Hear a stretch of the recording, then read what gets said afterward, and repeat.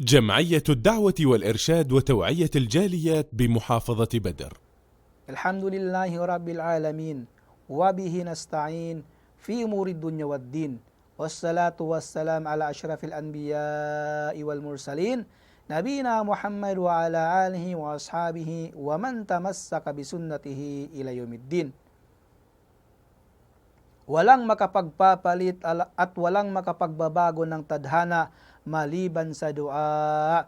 Yan ay nabanggit sa hadis ng Propeta Muhammad sallallahu alaihi wasallam.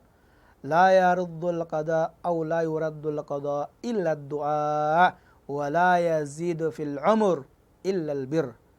Sinabi ng Propeta Muhammad sallallahu alaihi wasallam sa hadith, walang makapagpapalit, walang makapagbabago ng tadhana maliban sa dua, maliban sa paghiling ng panalangin. At walang makapagbibigay ng mahabang buhay maliban sa paggawa ng kabutihan. Allahu Akbar. Kaya mga mahal na kapatid sa pananampalatayang Islam, anumang ang pagsubok, anumang tadhana ibinigay sa atin ng Allah Subhanahu wa Ta'ala ay kailangan natin tanggapin upang malagpasan ang mga pagsubok.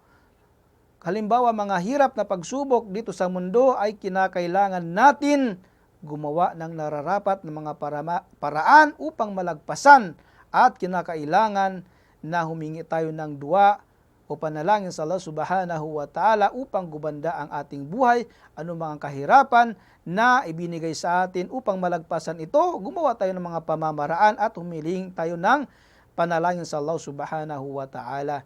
At walang makapagbibigay ng mahabang buhay maliban sa paggawa ng kabutihan sa pamamagitan ng pagbigay ng tulong sa mga nangangailangan, pagbibigay ng kawanggawa ng sadaka at iba pang mga mabubuting gawain.